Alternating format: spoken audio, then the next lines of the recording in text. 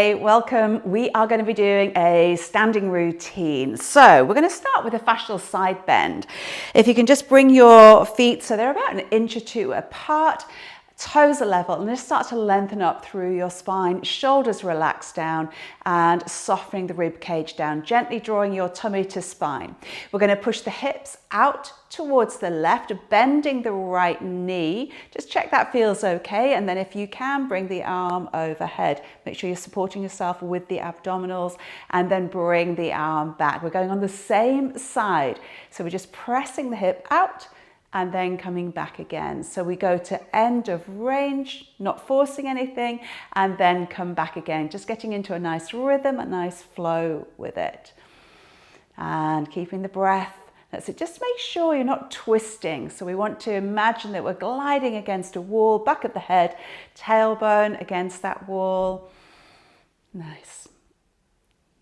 Keep both feet firmly on the floor. This is our last one on this side. Bring it back, and then we're coming onto the other side. So we're pushing the hip out to the right. Just check that feels okay. Left knee bends. Keep the feet on the floor. Taking the arm over. End of range, coming back. Make sure you've got that little engagement in the abdominals, and make sure you're not twisting. So again, imagine that you're just gliding against a wall, back of your head, shoulder blades, tailbone, just gliding against that wall.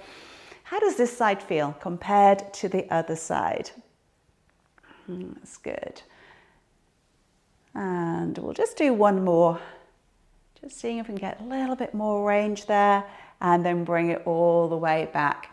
Standing nice and tall. Now, we keep the breastbone just lifted. I'm going to give you an option for this one. So you can do this with your toes level, or, which I do recommend, try doing it with one foot in front of the other. This is because it will start to really work the deep core muscles. So we've got the feet 1 foot in front of the other. If that feels a bit too much, you can stagger them a little bit further apart and build up to this.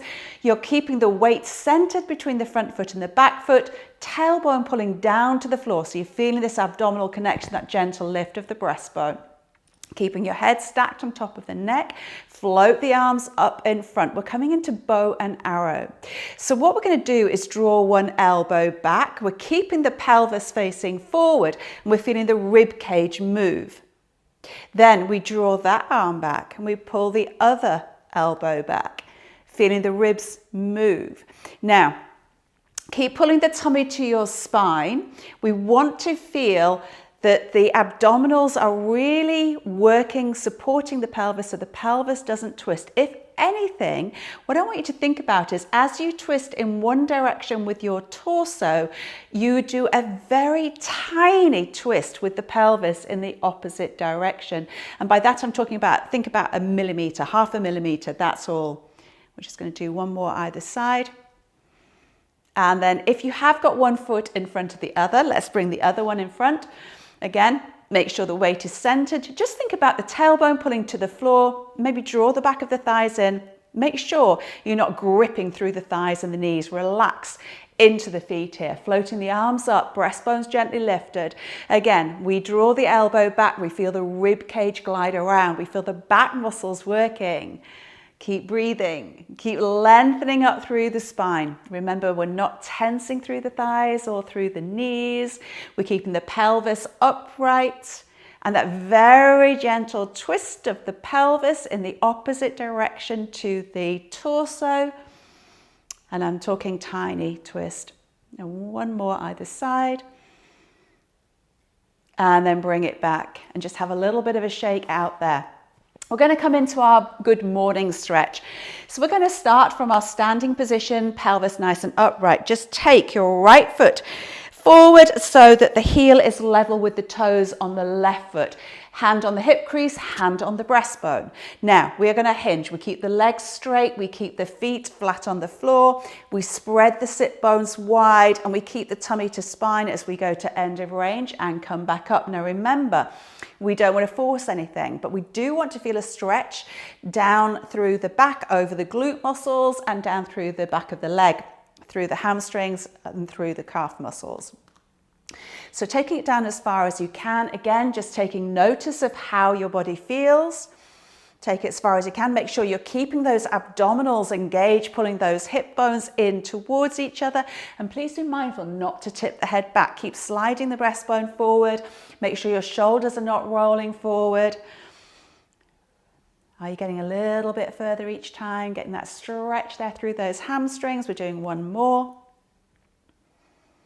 And then we're going to come up and then we're going to do the other side. So we're going to take the left foot, so the heel is level with the toes on the right foot. Again, hand in the hip crease, hand on the breastbone. Just gently lift the breastbone into the hand. Tummy stays to spine, hip bones pull in as we hinge and come back up. Just notice, how does this side feel in comparison to the other side? How far are you getting? Please don't force anything. Keep the back really flat. Really lengthening through the spine. The breastbone slides forward. We're not allowing the head to tip back. Keep going.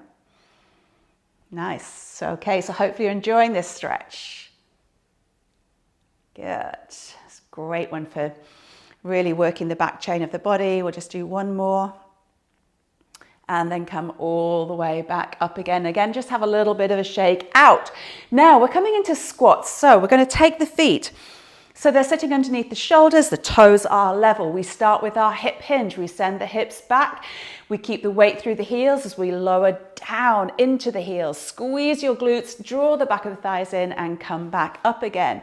So hinging back, take it down just as low as you can. Make sure the weight's not into the toes, keep it in the heels. Squeeze your bottom, draw the back of the thighs in and come back up. Make sure that as you're doing this, you're not allowing your back to hollow. So what I want you to think about is keeping a connection from your hips to your ribs. So be mindful not to let the abdominals lengthen. So we're keeping that connection, hips to ribs. So keep pulling the tummy to the spine, keep pulling those hip bones in. Check your shoulders. Make sure those shoulders are not rounding forward. Squeeze and press through those heels and come back up. We're going to do 4 more.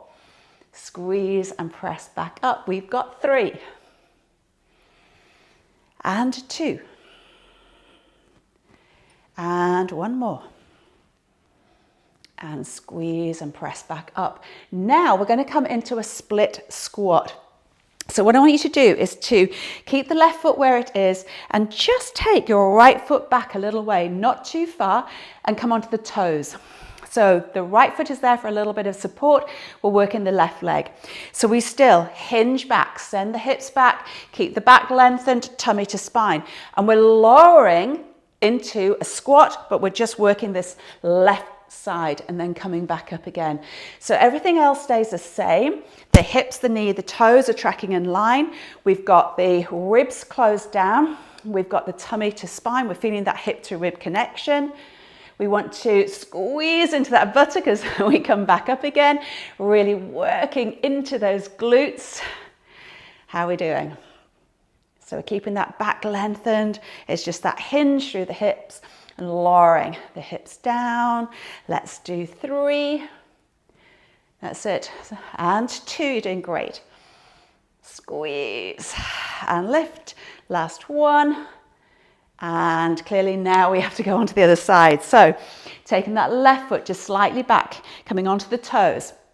So nice and lengthened through the spine, tummy to spine, send the hips back and we lower, squeeze into the glute and come back up again. So we want to really focus on that alignment, hip, knee, toes, making sure that the knee's not rocking in or rolling out. We want to make sure we send those hips back, squeeze into the buttock and come back up again. Keep the chest just lifted. Make sure you're not tensing your shoulders. Don't let them round forward.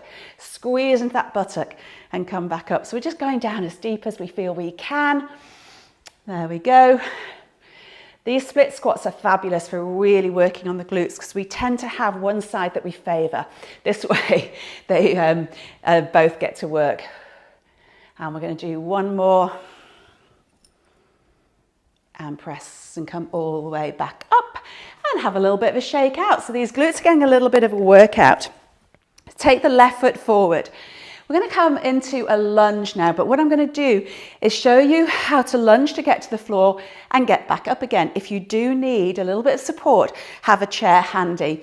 Now, we want to make sure The hip, the knee and the toes are aligned on that left leg, and on the back leg, on that right leg, please make sure the foot isn't turned out to the side. So hip, knee, toes are aligned. Notice there's a big space. Do not have the feet too close together. We need that big space between the front foot and the back foot. Keep the pelvis upright, so make sure you're not hollowing the back. You're not going to be tipping forward either. So you want to imagine that you're up against a pole.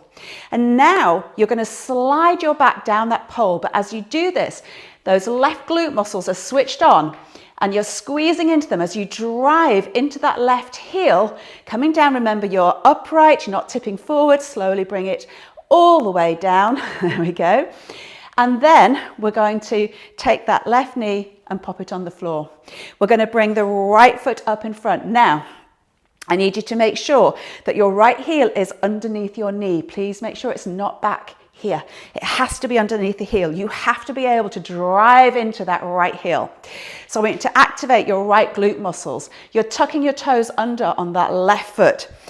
We're going to take a breath in, and as we exhale, we're going to squeeze into that right buttock, drive into that right heel, and push through the back toes and come back up again. Now we're going to switch because it's important we work both sides.